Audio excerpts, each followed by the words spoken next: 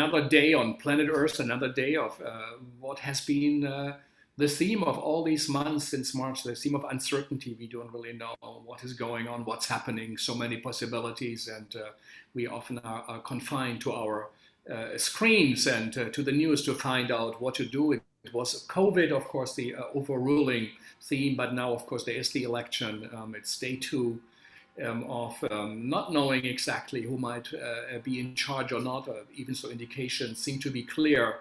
So it is once again a time in our life where we also have to really think about life and art, but also art and politics, life and politics, or the political and the political in the art. This is a bit our theme. We do say new times need new forms of theater. This is what Bertolt Brecht said in the time when he started doing his work, when the airplanes, cars, radio came up, recordings, projectors, a radical change in the history of mankind. And now, of course, with the internet, Instagram, cable news, with iPhones, Twitter, and everything, things are changing perhaps even faster, and many say much more dramatically than we know. And of course, COVID has changed everything, we think, and people, like a car on high speed came to a full halt. We are still up in the air. We don't know how we land.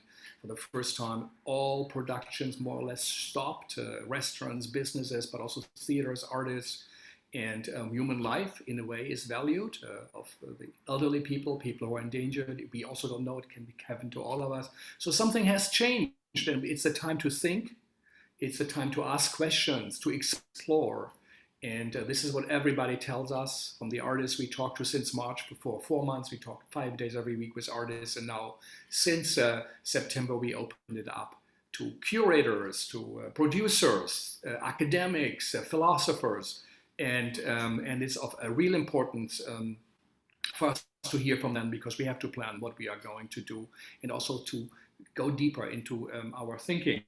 With us, we also have Andy Lerner from the Segal Center, our Next Generation Fellow, in case there will be any significant updates from the world we live in regarding the election. Andy will come in, so you will not miss anything, and then you can go back perhaps to the news. As far as we know, no major announcement will be made in the next hour, but of course, it's a highly traumatic moment. Many say it's the end of the American century, of the American empire. Trump's victory speech that wasn't won and might be, compared to many other rulers over centuries who have declared in their own world they live in realities that do not conform with where we live in. But we all see, nobody knows, again, it's a moment of uncertainties, but artists have been on the right side of history always, most of the time, on the right side of progressive justice, on the fight for freedom, the complex fight for freedom, liberties, and inclusion of everyone. As Jacques Rancière said, who was on our program here, the French philosopher, the fight for radical equality, that we are all the same and no one is more significant or important than others. And this is why we have, of course, also the democracy for the people and by the people.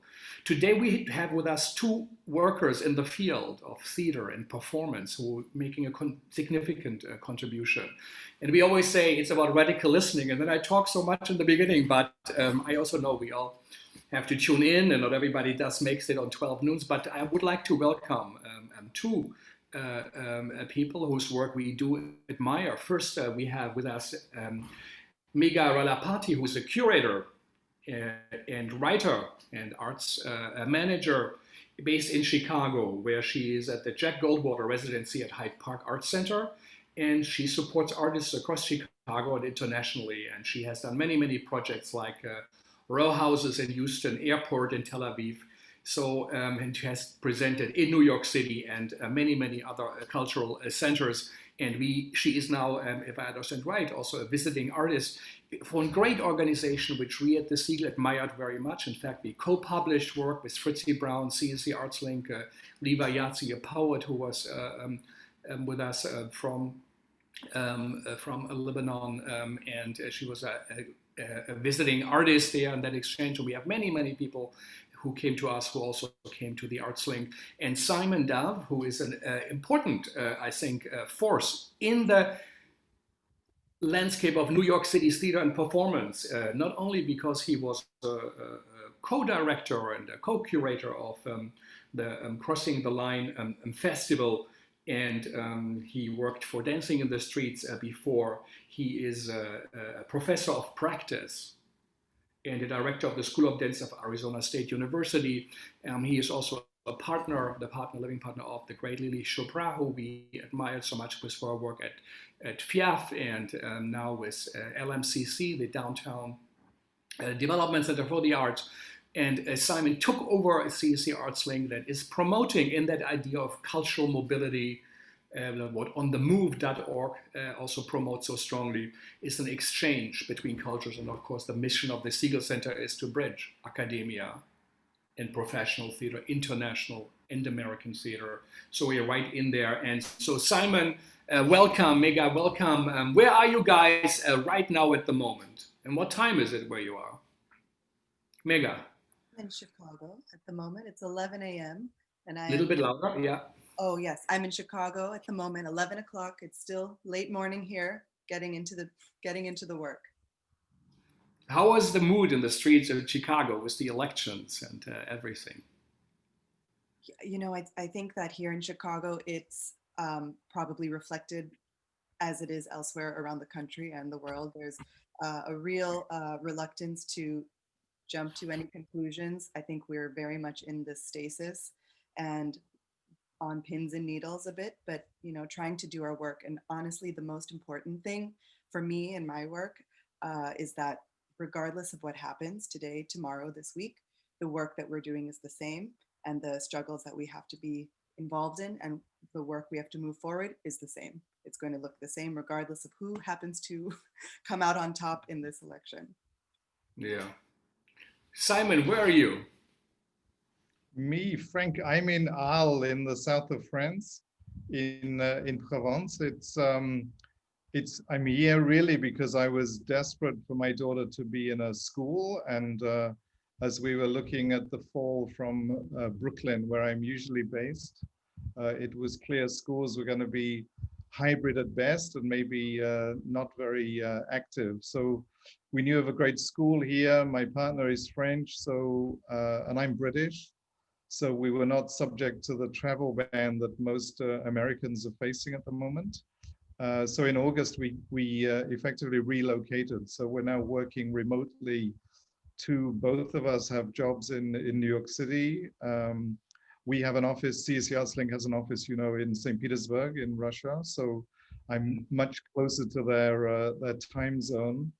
And all the artists we work with are scattered, you know, between Uzbekistan and California. So I'm in actually a good middle point in terms of connections and my ability to engage with them much more actively. But it's 6 p.m. My daughter will be home in a moment. So if I leave the screen, it's because I'll be making dinner for everyone. Good. So tell us a little bit. Not everybody knows about CCARTsync. So much often is on, you know, presenting work, on building bricks and houses, but CCARTsync does something different. What do you guys do? Well, we always say we're in the business of cultural exchange, but that can mean many things. What we've really been doing since 1992 is looking at how we can effect genuine cultural dialogue and what you might call artist mobility projects between what was then Russia and the post-Soviet countries and has now expanded into the Middle East. So 37 countries now in total we're working with, and looking at how we can build not just an exchange of artistic practice and ideas, but genuine connections between people, that kind of person-to-person connection that, you know, so eludes us at the moment as we're working virtually. But essentially cultural mobility and advocating for it. You know, I mean, you're very aware, Frank, given your relationship to On the Move, but there used to be a great investment from the United States in international cultural mobility and exchange. We, as CCARTsync, were founded in 92, and the founding funding partners included the National Endowment for the Arts, the NEA, the Soros Foundation, and the Trust for Mutual Understanding. Sadly, the only one left is the Trust for Mutual Understanding. The NEA gave up on really investing significantly in international culture in the early part of this this century, so in the early 2000s. And there was a study actually recently that looked at funding since 2008, you know, since the recession, looking at the American investment. And there used to be 16 foundations with a very clear commitment to funding international exchange. There's now only 8. And of those 8, the Trust for Mutual Understanding is the largest single investor. And their budgets, I mean, they have a total budget of 2 million, but they put about 1 million into cultural exchange. So that shows you the paucity and of the economy of international exchange. So for us, part of our job is not just connecting artists with artists and institutions in the US, but it's also looking at how we can persuade foundations, donors, and investors that the future of American society, you know, the future of its cultural work, the future of its thinking about its position in the world, really depends on it having a real engaged dialogue with the rest of the planet. You know, that America on its own is one very small part of the myriad of ways of thinking about how we exist in the world. So we're Why do keen you to. think this is so Sorry. important? Why does America depend on it? Why do you think this is essential, this exchange? Because well, and Megha can talk to it too, because she has a lot of international artists in her exchange program for a very specific reason, and has partnered with us very significantly in the past few years. But for us, it's really critical that if you are evolving, you know, what we may call civil society, you know, you could say America is still involved in this process of defining what it is and defining what American values are. And we see that very much on display in the election this week.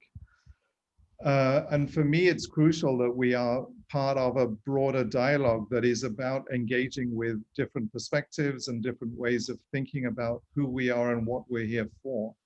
And that, of course, needs to be constantly stimulated, questioned, provoked by alternative thinking, by perspectives that come from outside of our neighborhood, our community, our village, our city, our town, and frankly, our country, so that we are genuinely part of a way of thinking about how we are as human beings, and how this what I call the, you know, the kind of human the human project on this planet, how we evolve the way we want to be and how we are thinking about how that could be.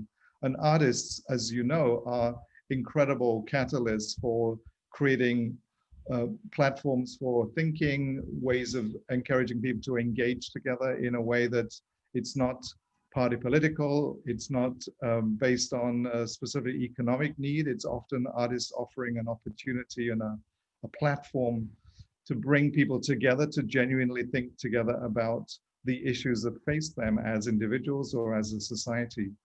So for me, artists are critical in this project and how we move forward on the planet. And we know no system of whatever government or boundary defining you know, borders of countries limits the way we think about ideas, and certainly the way we're now globally connected means we need to be thinking much more collectively about how we address the issues that face us as individuals, as society, and on this planet, as, you know, caretakers of this planet. Megha, how do you fit in all of this in Chicago and with CCARTsync and Russia, Petersburg, and the Middle East? How are you connected to this? What does it mean to you? Simon, thank you. Well, thanks for this invitation, first off. And Simon, that was the perfect kind of introduction to the work that we're involved with together. What I can start out and share with you is that I work at Hyde Park Art Center, a community-focused arts organization in Chicago, which started in 1939. So this was a time, a very complex period. The country, the US was, the world was in, it was a wartime. This was a segregated country. Chicago was certainly part of that segregated um, reality. And the federal program, the New Deal, established the WPA, the Works Progress Administration. So an important program that built essential infrastructure around the country, like roads and bridges. But what it also established was community-based arts organizations. So Hyde Park Art Center was opened at that time, founded completely by artists. It was an artist-run organization that received the support from the federal government because that role was so essential to build a space inside the heart of a residential neighborhood across the US where artists could show work, where people could learn what art was, to make it, and to be with each other. So these were art spaces that served very integral functions. So Hyde Park Art Center today, many decades later, still retains that spirit. It's not exclusively run by artists anymore, so the kind of infrastructure has evolved a bit, but that spirit of retaining the perspective and the needs of artists is central and core to what the organization does. So there are exhibitions that happen there, as well as a school where students can take art classes. And the way we view that sort of student body is really broad. And that's one of the things that's most kind of exciting about it. There's 4- and 5-year-olds taking their very first art classes. There's professional working artists working toward, projects and exhibitions. And then there's people at really every level. I think our oldest student is in their 90s. So all of these people are there together, making their work at whatever level they're operating at. And I run a residency program within that context. So when you think about the nature of the WPA and the role of this organization in Hyde Park neighborhood, Hyde Park is in Chicago. It's about 7 miles south of the downtown area. It's a residential neighborhood. It's a university town. It's a complex, really rich area on the south side of Chicago. The whole kind of purpose of this organization is to support and foster art in Chicago and to support Chicago artists. So why would we have an international residency program? Ultimately, this program, which started about 8 years ago in this kind of formalized way, really the goal of it is to support Chicago's art context. So the invitation to invite visiting artists, either those who come from around the US or internationally, on one hand, it's certainly to support their practice. They come and live in Chicago, live in Hyde Park, have a studio space and make their project. It's absolutely to support them. But it's also about inviting this perspective into the context of what our art scene is and into the context of how artists are thinking and working. And so that kind of invitation is really very specifically attuned to some of the things, Simon, you were talking about. What are the shared what's the shared territory across really quite diverse practices? And that's very much at the core of what I'm looking to kind of support between in the conversation. Over the years of doing this program, I feel very strongly that the art that is made is so specific to the context it's coming from. A project made on the south side of Chicago is very specific to the communities that are involved with it, those who, the process of it being made there. Just like an artist working in Istanbul, the work is speaking directly to that place. But it's been a really fascinating process to see what the through lines are between these two practices.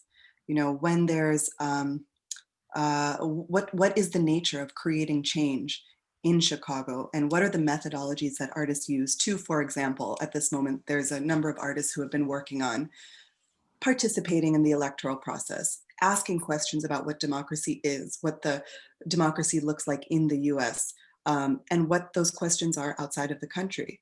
So we're very invested in really bringing these artists who are from, ostensibly different worlds in certain ways, bringing them together to share very precisely the methodologies they're using, the strategies they're using. What is the shared territory? How is What are the very particular needs of Chicago artists and Chicago communities that really don't expand outside of the city? And what are the things that can be shared? And to facilitate that kind of connection between strategies, solutions, methodologies of approaching solutions to, for example, expand voter turnout, or in this specific example, to make people feel that they have a voice and that they can express it, whether it's through a vote or through another means, to kind of identify what those shared territories are, and then that's where the learning can be. And ultimately, the idea from my perspective is for Chicago artists to feel that, okay, this artist working in Egypt, dealing with questions of democracy there, is not so far from me.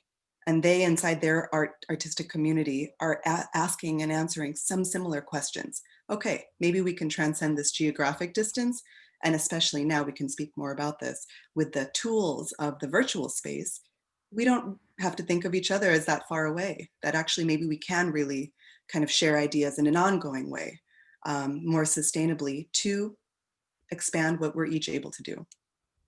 Mm-hmm. For a question for both of you, the time of Corona, did it change your thinking, your practice? Do you feel something different is necessary? Yeah, hugely. Megha, do you want to go first? Sure, I can. I mean, Frank, I think you spoke to it a bit in the kind of introductory remarks. I have to say, it has been a huge, uh, this event has hugely impacted the way I think about what is possible. I really feel that never in my life has the earth stopped kind of turning on its axis in the way it has at this particular moment. And the causes are many, but it really feels to me like a question and an opportunity to stop and first pause and breathe. That was one thing earlier in the year I felt very reluctant to jump into action mode right away, but instead to really take a moment and stop for the sake and health of everyone around me, but also just stop and just take stock of what the status quo really is. Because I think there's a lot of work that's required in understanding what the status quo is when you're so invested and involved in moving the machine forward. Even in our context, we are driven by our programs and by our exhibitions. And, to really pause, really, that to me is radical, actually, to stop and to think and to take a look at what is around you, and then to slowly do the work of understanding what needs to change and how it needs to change. This has been probably the biggest shift for me in really allowing, my particular program, my role as a citizen in my community, all the different kind of roles we play. This has been probably the most important one, to sort of stop and to think about, all right, given the landscape, given kind of the realities of this great pause, what is the work that we want to do? What is the nature of justice that we want to pursue inside our organizations? What are the goals of why do we support artists' work, and why do we present their work? To what end? These are a lot of the kind of questions that have emerged for me as my programs have had to evolve and adapt. What does that evolution look like? So more specifically, we really overhauled a process that we have used to identify artists to participate in our programs, our residency program, to really question, who are the artists that we want to work with in Chicago or internationally? What does, kind of continuing this work of what is valuable in their practice, and when are we upholding structures that kind of keep those, kind of keep the power structures in place, and when can we and how can we use our program to chip away at those things? Do we feel that artists need to have a certain sort of career trajectory to work with us, or can we push on that? Can we think about education differently and learning? Can we think about the virtual space and the in-person, actual space of our organization differently? So some of those things have certainly come out of this period for me. No, and I agree. The requirement on all of us just to stop, firstly to take care and to take care of the communities and the loved ones around us, but also then to reflect on what is possible. And because we're having to think about what is possible, we're also being forced, and I think this is across the whole arts field entirely, we're being asked to think about what is really important, what is critical to the work that we all do, and how do we achieve that perhaps in a different way. And I think the other big question we were asking ourselves is what we're doing the most sensible and responsive way to be, or responsible way to be working? We were in the business of moving artists sometimes way around the world, in a context in the US, in a community or with an arts organization. And the received understanding, of course, is that person-to-person connection is the best way to build a relationship. And of course, ultimately between people is, but we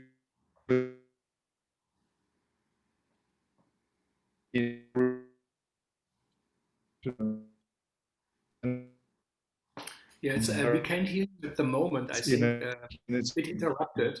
If you can repeat the last sentence.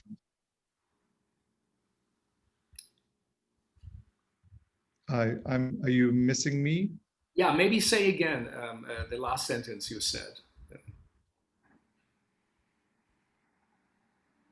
Yeah, we seem to have, there's an internet connection a problem, but Simon will come back to it. Maybe he just, will sign in. And I think why the engagement of CCARTsync is important and radical is because it bets on exchange, on personal exchange, on spending time in another culture, in the process. Nobody has to produce anything yet, but to open and understanding. America, in a way, is an island. It's a very, very big one, but it's still an island. We at the Segal collaborate with PEN World Voices, PEN, the great writers organization, and they point out 95% of all books published in the United States are American, some British.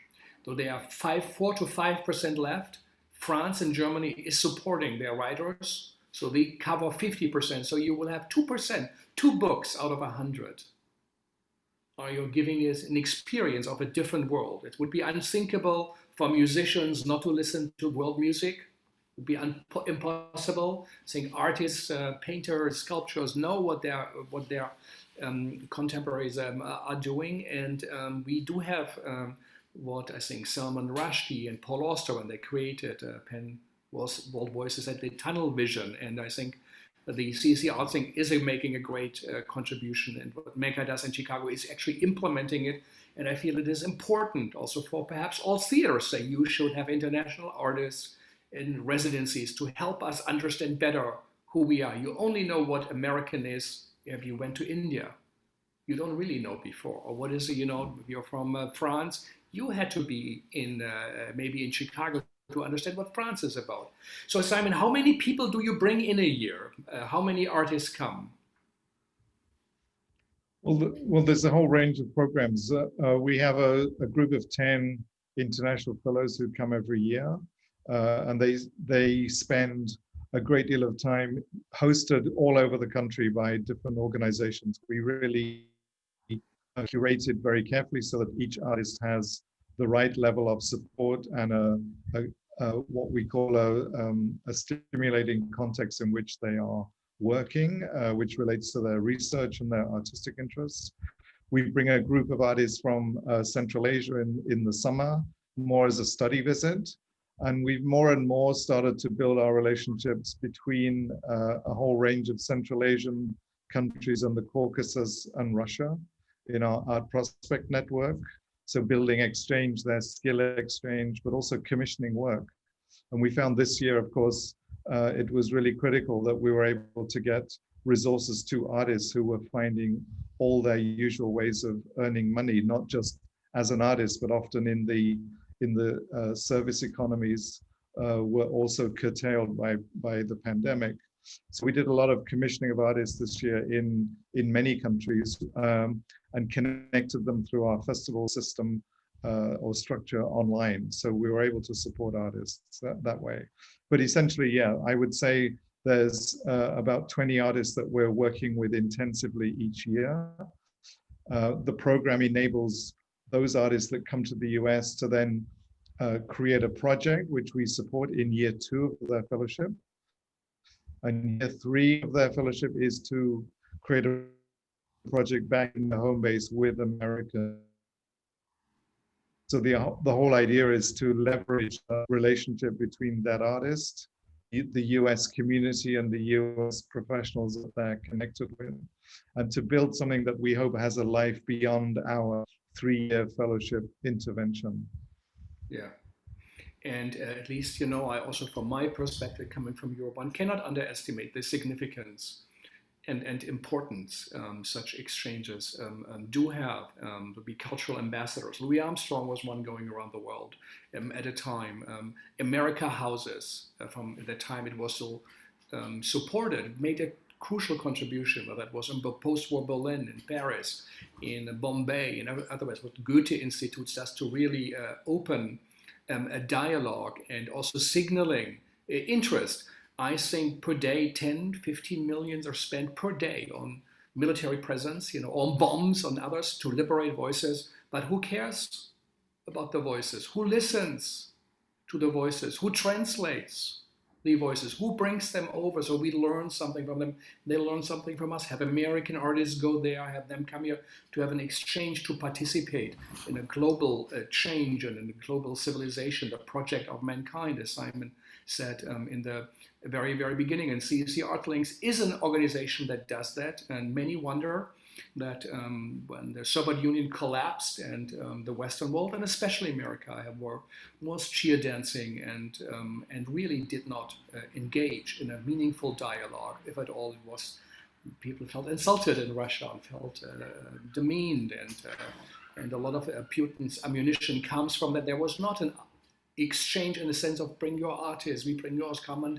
learn from us, you know, have internships, like have a dialogue, maybe bring young politicians over, and they can be as artists in residencies, they could be in residency in small cities around the US or in Europe to learn, to have an exchange, and to also have a real dialogue. And I think it didn't happen, and we know the consequences, and we've suffered, I think, from that tunnel vision. But it feels at the moment it is more urgent. It has always been important, but right now, not only that we have a president who said you should inject yourself with disinfectant, who was ready to send the military soldiers against peaceful demonstrators, and now officially wants to stop counting of legal votes. These are messages we used to hear. Yeah, what people would say, Russia or from dictatorial states. It's shocking. And part of it is perhaps because also we are not connected to the world, or people are in their bubble. So what can be done? What do you guys have? What have you learned in your practice? Or what are you picking up around the globe? You have your eyes and ears so close to so many countries. What is working? What should we be doing? What do you both think is of significance, of urgency, and necessary? Well, I mean, Frank, you're aware the social and political issues that you're outlining in the US are in many countries amplified and even worse. The context for citizens, but also artists in many countries in Central Europe, in the Caucasus, is really getting incredibly difficult.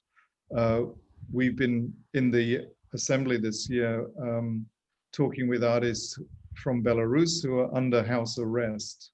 So it's an artist who certainly can't travel, but we can connect with them through our webinar series and start to enable them to have a platform and articulate their perspective. And the more we have built these relationships and this dialogue, the more we've heard from people that knowing that there is someone who is listening, that there is someone who cares, and that there is someone who is addressing similar problems that we are, and it is coming up with appropriate solutions or survival mechanisms is really important.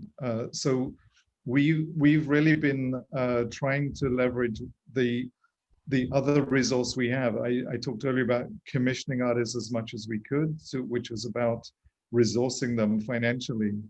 But what's really been critical is making these connections and these dialogues and enabling people to be talking either to their neighboring countries, which in many contexts is difficult. And now, you know, Azerbaijan and Armenia are now at war and in conflict.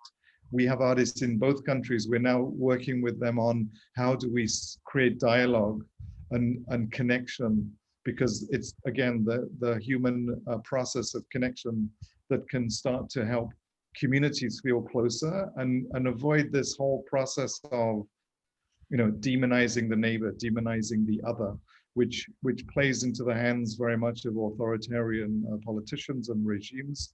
How do you build a human connection, which is about all the things that we share, and bringing the perspectives that we know are there from different cultural frameworks and from different areas of practice.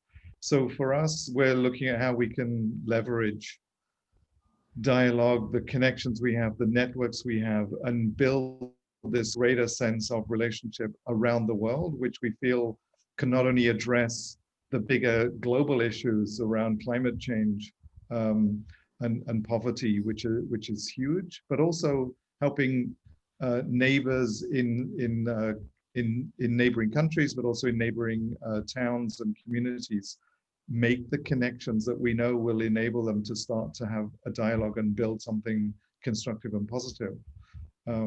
So that's really the big takeaway for us this year. I think the point about what is signaled and model, the idea of what is modeled to a society is so important. Frank, you mentioned that, you know, in many ways, the kind of role that the US has is a military presence. That's sort of what people might know of the US. The other side of that coin is with an administration that champions such strong isolationism, the withdrawal from the world, and along with this comes the value that we don't need, or forget our neighbors, we don't need the world, that we don't need anything but ourselves. That's all that we need to sustain. That is such a powerful message that's being sent all around the country, all around the world, and you know, that value in the US has an influence elsewhere in the world and vice versa.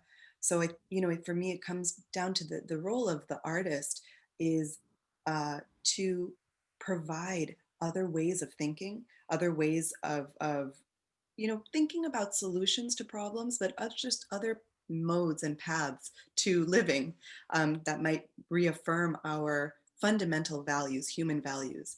And it's important that we don't rely on the artists to do all that work. We actually need to take the cue from them, and then we need to run with it and support those ideas. They might just come up with the idea, but then we need to find the ways and the infrastructure to amplify those ideas and get them out there. So you know, I think a real commitment and adherence to this idea that isolationism is not sustainable, it's not possible, it's not healthy for a global kind of community, which we are part of. And we have to just really commit to doing this work and really valuing the need to have these conversations across culture. But one thing I do think is that, you know, this idea, I think one of the shifts now at this moment is that sharing and that connection doesn't have to be done only through a flight.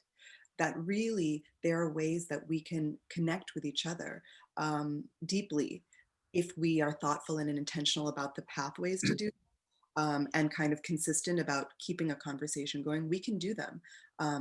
At the moment, we have partnered with another foundation, the Asian Cultural Council, which similarly to CCARTsync has a real value of that deep kind of sustained dialogue between artists in the US and artists in Asia. And we were involved kind of following up on a residency we had for an artist based in Malaysia.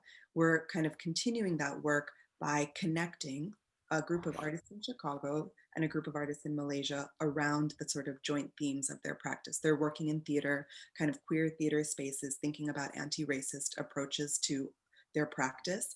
And by bringing them together consistently over, Zoom meetings, Zoom studio visits, these artists are really getting to know each other quite deeply. And we hope that some seeds are planted for further collaborations. Maybe when travel is again possible, they might be able to meet each other and work on something together. But at the moment, the virtual space has been really fruitful for them to come up with ideas.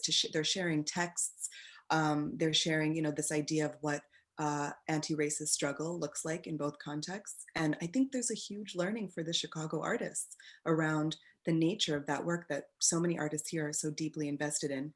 The nature of racism looks different in theater communities in Malaysia, and the contours are so different. So that learning has already, in the first couple months of doing this, has been quite powerful. So that's one hand, kind of really activating and being intentional about how we use the virtual space. And then the other two is, in our cities in the US, we have access to, communities that are new to us right here at home. So it doesn't necessarily always require flying somewhere else to get involved in this, to kind of nurture the conversation. It's really possible to do that at home. One of our ArtsLink fellow from last year, an artist, Selma Banik, from Zagreb, she was so interested in connecting her practice, which is a transnational sort of women's collective across Europe that she is very engaged in, kind of linking that work to immigrant justice groups that she met in Chicago. And she saw this very strong thread between the two, but she, really encouraged us to think about this community she met with and connected with in Chicago, who are pretty new to us too at our organization, that we are all in the same area and we're in the same neighborhood, that we can forge our ties together with each other, even while all living in the same country. So the kind of project of working across difference, cultural difference, any type of difference can happen on all these different levels.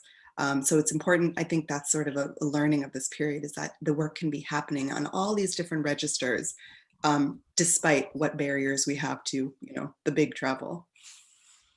I have a great model also from last year. We had an artist from Uzbekistan who was placed in San Juan in Puerto Rico. And of course, when he was told that's where he would be, he was thinking, that's a Caribbean island. It's not America. It's not the mainland.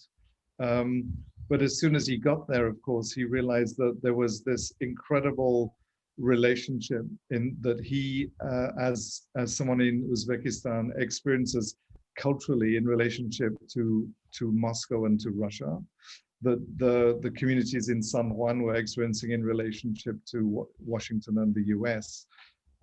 And they had so much in common in terms of their ways of both thinking about the support they needed and their relationship to this whatever you'd call this kind of federal structure. They started to organize locally, and now, of course, he's learned so much about how the communities in San Juan were organizing in order to meet their own needs and to support the communities there. He's now doing that in Uzbekistan. And so it's this idea of what do you share and what do you then bring to each other, which I think can be profoundly kind of clear, both for an artist and a community, when they engage in that kind of thinking that is both from a distance, but also then incredibly based on local and immediate community needs. Yeah, and now, of course, there's a group in San Juan who are looking to how they can get to Uzbekistan. So it's created this relationship with a place that they probably didn't quite know where it was on the map before he got there. And now there's a real tangible relationship with how they work and how they both see their communities progressing. Yeah, it was the great Edouard Glissant, who actually also happened to be teaching at the Graduate Center who said from the Caribbean that it's a failure of imagination, homophobia, racism, violence against women, and not imagining that you could live in San Juan or some, you have a Mexican name, the idea that it's unthinkable for you, instead of being able to imagine it and perhaps saying it's something new. We live in a global world. We have global businesses. We live with global. We buy global products. Though our world is global, we cannot turn the world back. And I think it's such what you guys do in healthy vaccination against what perhaps is no longer defensible, the idea of American exceptionalism, that America is a special country. It is different from the rest of the world. It's loved by God, and it's exceptional, and is perfect. And if everybody would be like America, everything would be right. But there are histories of centuries and thousands of years of communities, and we can all learn from each other. I think the world learned so much from America, so many great lessons, actually, so many lessons about freedom, about democracies, one of the early ones, about the liberation of the concentration camps in Germany that was done by America and American soldiers and the Marshall Plan and all that. So so much has learned the idea of perhaps a more social phase of a capitalism, but there is a freedom that came with it. And but so the world has listened, but perhaps also it is one of the oldest democracies. Now there is a time to renew it and to learn and to function. And I think the idea of CCARTsync, which is not based on productions, it's not that you say I bring a Belgian director over and he shows something in his theater. The idea is we invest in people. They spend time, they go back to their communities, we bring someone over there, then they come back, and we'll have a lifelong engagement in a process. And it's an idea of hosting, of a radical hosting in a way. And what if every American theater would host always one international theater artist, however small or big it is?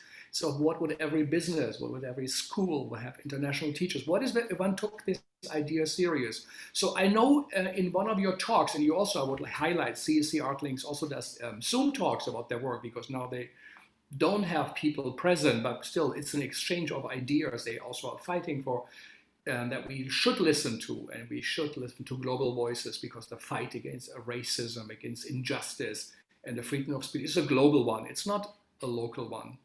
And we shouldn't have to value the African American struggle and the Black Lives Matter is it more or less worth than in Hong Kong or in Lebanon or what's happening in Chile. It's a global struggle, and also that is why it's important to focus on a global view.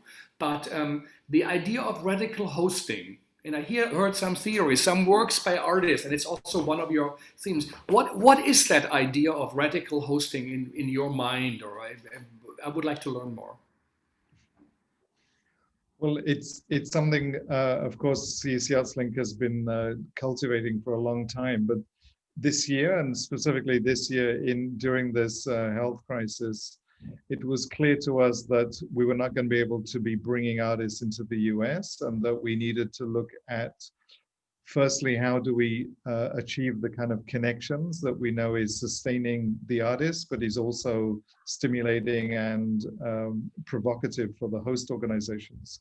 So we set up an entirely virtual residency program this year, beginning in February, and it happened. It began in August. Normally the artists are coming in the fall. So we kept to a similar time frame, but we had to completely reimagine everything. But in talking with the artists and the host organizations, the conversation shifted to, so what do we do then, and how can we really be useful? And what was clear was what was really needed was a way in which the host organizations could open up not only themselves, you need to understand the artist, the person, and they need to understand you, what makes you tick, but then what connections do you have? What networks are you part of? What organizations are you in dialogue with? Which artists are you supporting and why? And this idea of opening up not just your center, your building, your community, your programming operation, but also all the things that make you tick, led to an incredible level of intimacy and closeness that has already been achieved between hosts and artists, international artists. who have not yet physically met. And the conversation we've occasionally dropped into the conversations they've been having either on Zoom or WhatsApp or Jitsi Meet, or all these different platforms that they're having, ways of sharing ideas and connections, or just saying, what's going on in your life at the moment and how are you coping. We've dropped in on some of those conversations, and the sharing of, I would say, this generous sharing of everything, of ideas, of connections, of thinking. And this goes far beyond physical resources. What studio spaces do you have, and how much production budgets do you have? It's actually about, what do you need as a human being, and how can that enable your work as an artist to evolve and grow and develop in the context that we have here we have hosts in Kansas, in Portland, even in Chicago. That's Megha. But all these contexts that are being so generous and sharing of what they have as all kinds of human resources beyond their kind of material ones. And for us, that's led to a level of dialogue and conversation that when the artists are able to come, and we hope they may be able to come next year, or maybe it's the year after, there'll be a level of connection that is extremely profound, and I hope will lead to an exchange that the kinds of which we've never experienced before or seen before. So for us, it was that sense of a generosity of spirit beyond, here's a studio, here's $5,000, make something and we'll see you in 6 weeks, to how do we engage with all of what you are, with all of what we have. And in this time of, as Megha outlined, increasing, American isolationism, hostility to travel, increasing costs of visas, it's now going to cost, if you use premium processing, over $2,000 to get a performance visa for each individual artist that wants to come to the US. There's a kind of bureaucratic and as well as a kind of political obstacle that's slowly being constructed, and we need to find human ways to maneuver around that and to circumvent it as much as we can. Otherwise, yeah, Megha's right. We're going to be this isolated place that has very little engagement with the rest of the world, because we have created so many barriers that prevent that kind of connectedness. So we're using all our approaches to using the virtual tools we have to find ways in which we can really build those relationships, and we're finding that we're able to start to achieve something that is deep and profound, and the results of which we have yet to see. This is what will emerge in the next few years. For me, radical hospitality as a concept is fundamentally not cerebral. It's not intellectual. It's not even it's related to certain structures, but it's very simple, very human, actually very basic. And I think the idea of, you said, you're never more American than when you leave the US, or, you don't know what you don't know until you leave and see a different way. But much of the world, the relationship between a guest and host is written into the fabric of the culture. When you invite someone to your home, you wouldn't dare not offer them a cup of tea, or offer them even just a bowl of peanuts. You wouldn't dare do that. When you go somewhere, you bring a little gift, no matter how small it is, and it has nothing to do with money, or how, even in our purposes, it has nothing to do with how large the grant is, I don't think. It has everything to do with the spirit of curiosity and openness, and a willingness and interest in spending some time, a little time. So I think that we have so much to learn. Even the artists that I've worked with, or as I have traveled, I really have come to really appreciate, and I'm really fascinated by the particular relationship between guests and hosts, and how you welcome someone into your home or into your space. Even doing studio visits, the way artists welcome you into their studio space, not their home necessarily, the way they invite you into their practice, and the way, you know, as a curator, to perform a studio visit is for me a privilege, and it's a kind of a gift to be able to be invited into someone's space for them to share their practice with me. So somehow it's about, I think, embodying this space of, you know, maybe generosity is part of the word, but I think it's really about kind of a curiosity. It's an interest in not rushing, slowing things down, being interested to spend time, and not necessarily having an objective outcome of what this meeting will be. You know, we have a tendency to, you know, we fill our days with meetings, and even the way studio visits are done, I've done these myself. They will be 45 minutes long. You walk in, the artist better be done talking about their work. Very expedient, very business oriented, and you know, that's a way to do it. But I feel we have learned so much about what hosting looks like from the artists that we've invited. And in my own experiences traveling, what does it really look like to make someone feel welcome in Chicago, in a neighborhood that's not theirs, and in a context that's really different? So, you know, there's certain things that we've done long before an artist will come to the US. And the further away they are based, the better. I love to send them articles on, you know, just context. This is what Chicago is now. This is what the US is doing and going through at this moment. What does that sound like to you? What is that, you know, how does that resonate? This is the part of the city that you'll be living in. It looks like this, and it doesn't look like this. It doesn't look like the pictures you might have seen. You know, when they stay in Hyde Park, they're looking at the downtown kind of touristic area from from the south to the north. They're looking at the big buildings from a slightly different direction. You know, this is what your street feels like. You know, to really help them feel they're welcome, and their experience, their observations are really welcome.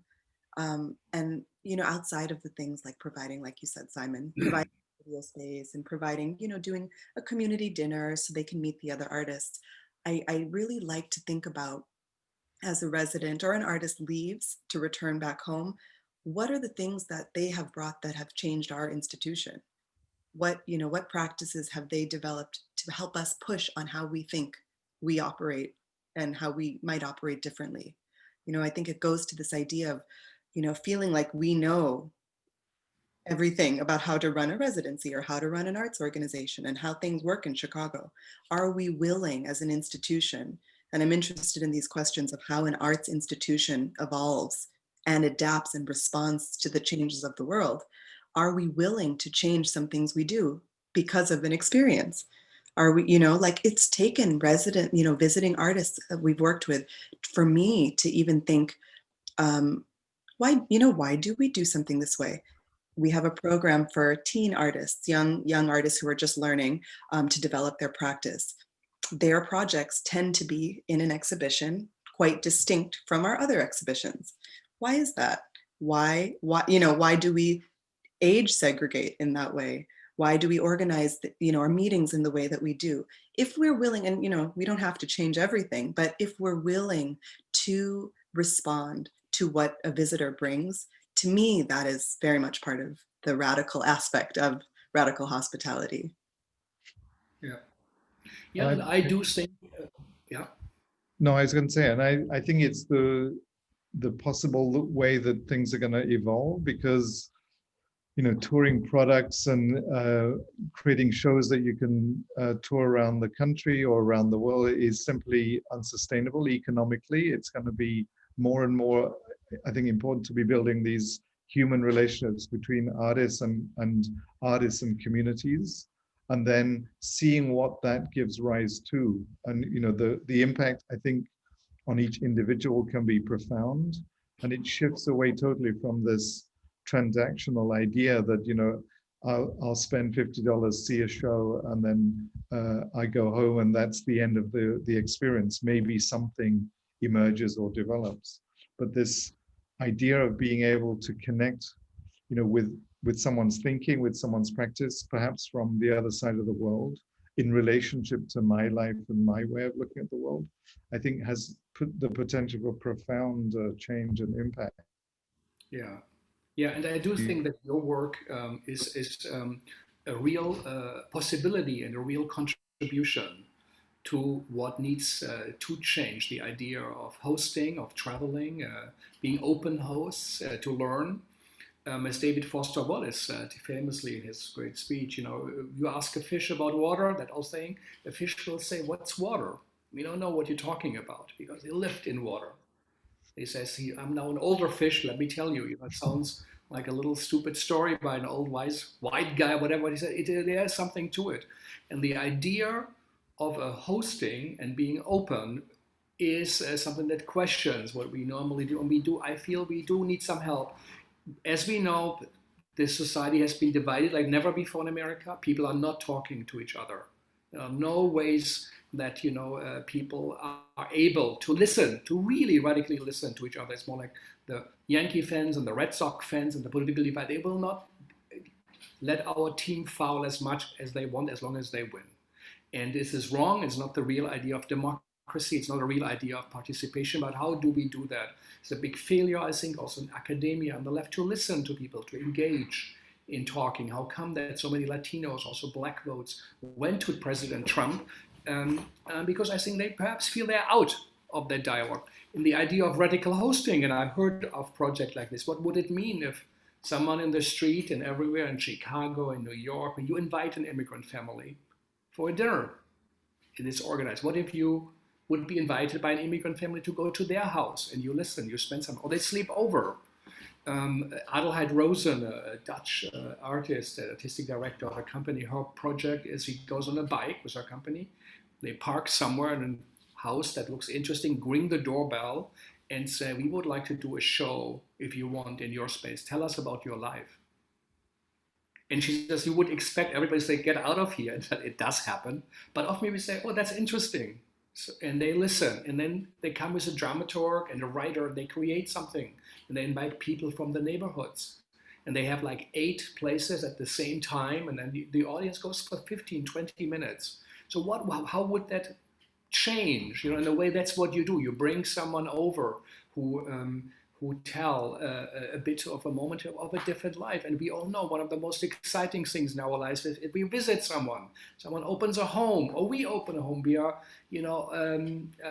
inspired. And this is something that is, I think, terribly missing. And I think is a most significant contribution that that's an idea of a radical host to really think that through. And I think it has answers for problems we have, and I think we should have theater plays, and they should also be in there. But a house has many rooms, but the hosting and the idea that it's not ghetto tourism, what theater artists do, they come and go, but they spend time with the people, they walk on the streets, they get lost, they miss the bus, they meet a family, whatever. This is important, that makes actually for a real experience. And I also do think it is one of the ways that artists do always, and actually artists love that, to go and travel and experience in a real way, and not just by a cruise, but in a country. This is what we need to do. We have to connect back, and I think you guys have real answers. We are trying to do a festival in 2022 for 3 weeks. We are talking to all 50 theaters of colors and the St. Anne's. Tomorrow, the great Susan Feldman will come on and talk about her experience, but also to all the CUNY theaters, or the French and Japanese and all the embassies and cultural sites, who say, let's bring something. So I would like to be a part of it and bring 50 artists, and we bring them all over New York, in all 5 neighborhoods, in the park, and the community, and we create work. I think it was the Tanya Bruguera who was on the Segal talk also here, the Cuban artist, who said, we are used to go to see palaces, and we still go to see where the kings lived. And if there was anything radical, it was a French Revolution. And it's about the people. So let's go to the houses of the people. Let's meet. And I think what you guys do with bringing artists to the houses of theaters, of homes, of artistic directors, I think it is really something that is contemporary, that is significant, and will grow, because it also has an impact. Everybody who has ever been invited to go to a foreign country, another country, to speak, to teach, carries something there, but also with him or her. And I think we need to talk to each other. Art is a way, theater is a way, performance, painting, exhibitions, creating communities. But I think the idea of being a host, of promoting exchange, of listening, real listening is something of importance. And we can learn what artists do in their practice. What you do, I think, can be transferred to our society. You know, what if every politician had, intern from other political parties or other countries? So I think it is really important to hear from you. But tell us a little bit. What else? What's on your plate? What do you think? Do you have now visions? What you would like to do when we all get back? Are there new ideas? Are you planning? Or what would you love to do if the Soros Foundation came back and said, "Here's 200 million. Sorry, we turned our back on you. Actually, that's what you do is important." And I actually feel it really, really is. It's essential and it's needed. But so what would you do? Well, there's two things that need to happen. One is a major process of getting American foundations and individuals to look at the importance of supporting international cultural exchange, cultural mobility, because the paucity of curators traveling, of work coming in, especially from outside Western Europe, is a real crime at the moment. And all that does is impoverish American audiences and American society as a result. So I would do some major advocacy work around foundations and getting significant levels of investment, which of course encourages the cultural institutions that are able to see their way through the pandemic to also look at their role and their responsibility to not just program what is easily on the market from Western Europe, but to really develop relations with artists long-term that can lead to projects that can have significant impacts here in the US. So that's one thing. And I think the other thing, and perhaps in relationship to your festival, Frank, is to not just see it as about events, but to see it as exactly this, relationships that need to be built, and they take time. And we need to completely rethink the idea of festivals not being a series of events that people can move quickly from one to the other, but projects that evolve from the real grounding of a relationship between an artist and a community, or to an artist from one place and an artist from the US, that yields a genuine dialogue and a sharing of perspectives that has a huge impact on those individuals, but also on the communities they work with. So to think of a festival not just as a series of events, but really nurturing and nourishing relationships, and thinking of that takes time, and to genuinely invest in the time that those things take. Our fellowships are 3 years. We know that's just the beginning. But we don't ask for any outputs. We ask that there's genuine relationships and that those lead to kinds of collaborations and sharings. But we're very open as to what it is. And I think this shift away from a festival being about connections and relationships, away from shows and products, is really important. I totally agree with that. It's not a small thing you're saying. The shift from big production, writing for a grant, receiving money for something splashy, something exciting. That's what we're motivated and incentivized to write, to apply to grant foundations for. Money to do something bigger than it's ever been done before.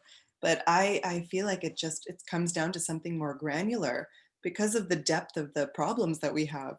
It's about, really reasserting the importance of communication and discussion and conversation with other artists and other cultures and other, ways of doing things.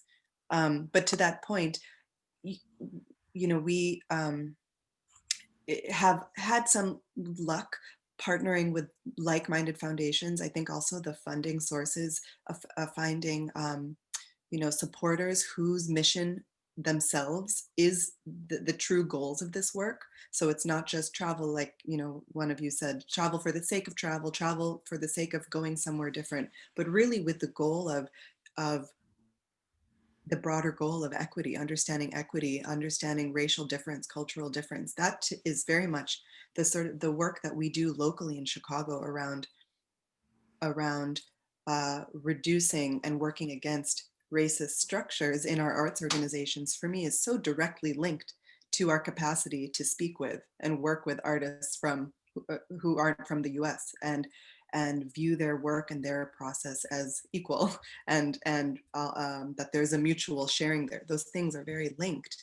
But I think so. One thing that we've been able to do is set up mutual exchanges where Chicago artists can travel abroad. And we invite an artist, we had a project in the north of France, specifically focused on lens-based work in kind of deindustrialized parts of Chicago, and in an area in the northern region of France, where they're dealing with the demise of industry and how that's impacted the community. It's a very specific, precise reason for this kind of mutual exchange. There's a lot of great learnings around that, sort of an equivalent experience for two artists.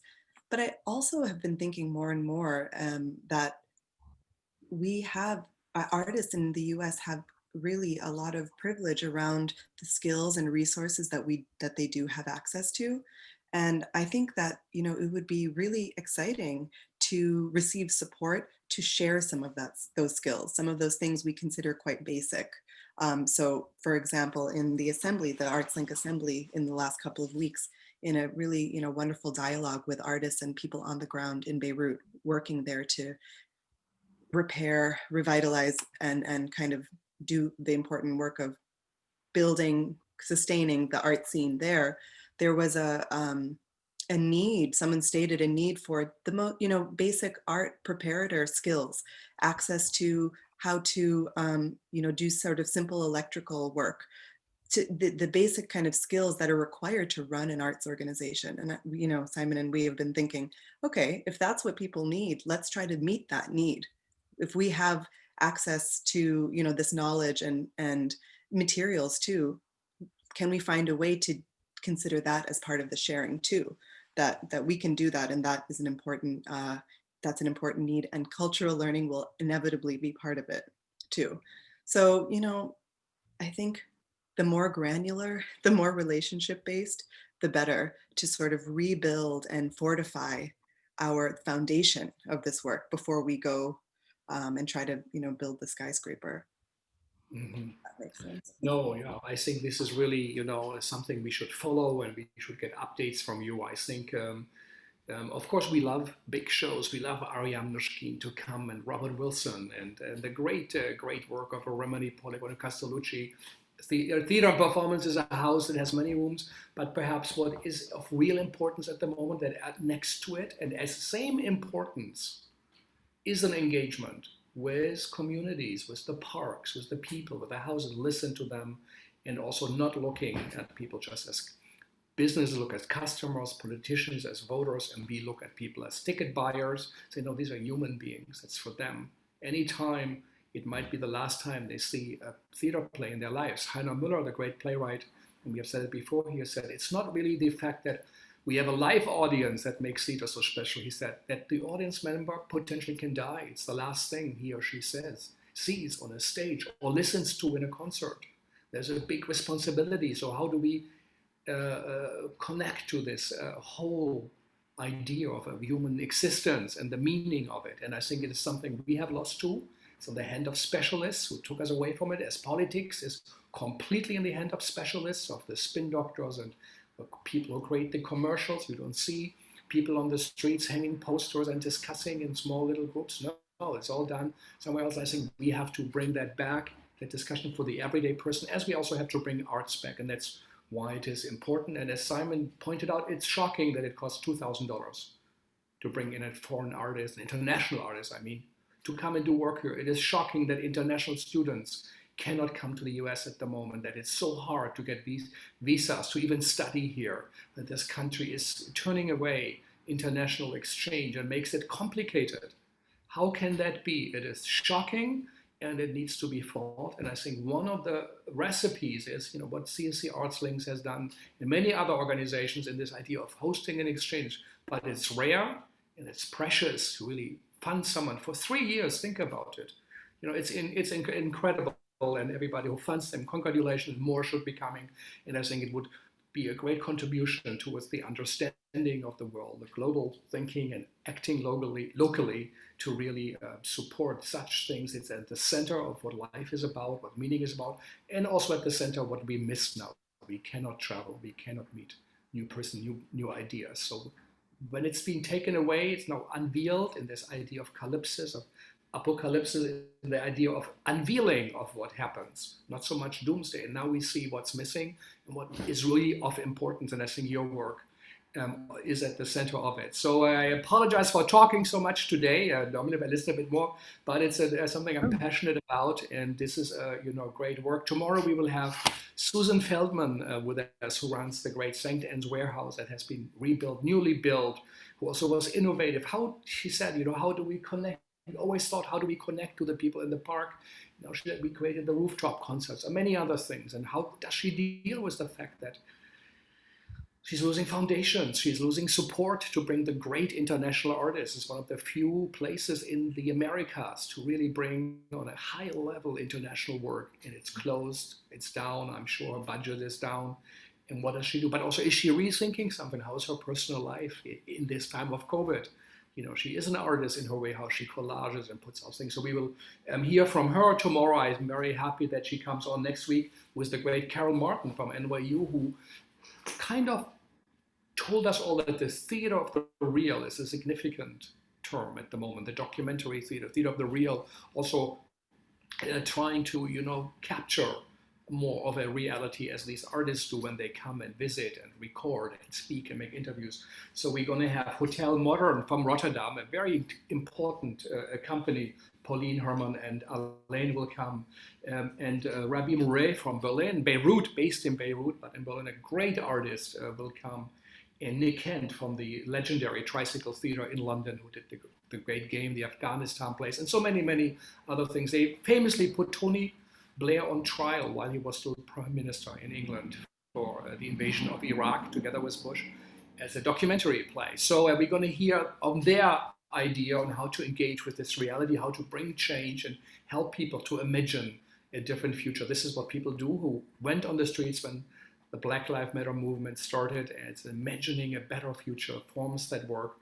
And your guys, Megha, and also Simon and Fritzi before, and everybody, and your supporters, the trust, great trust for mutual understanding, and so many others, the Soros Foundation, this is on the right track, and it should be much, much more than it is now. And I hope this also is a contribution to raise the awareness of the significance, the symbolic, the imaginary, and the real significance your work makes. So thank you for staying with us. Thank you for our listeners on this crazy day. We didn't hear from Andy if she's there. I guess there are no updates from the campaigns, no new developments, and no protests. I guess nothing bad also happened, but also not yet results are in. So we'll see how the days goes. It's a big day. Perhaps today the American presidency will be decided. Many people do say that. It will be clear, at least by the votes.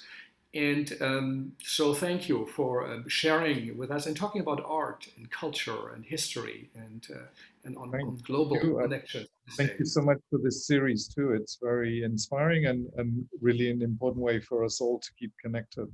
So let's talk more also about your festival in 2022. Yeah, we want you to come and bring artists and show us what we need to do. We'll be radically hosting. Good, yeah, and Chicago should come. Oh, part of it goes over there. So thank you all, and all the best to Lily too, and your family, your kids, and I wish we could come over for a glass of wine in Al, but it's not possible at the moment. But there is TAC, as we say, the time after Corona. Nothing lasts forever. Not the good, but also not the bad. So something will come up soon, and better be ready for it. Thanks to HowlRound.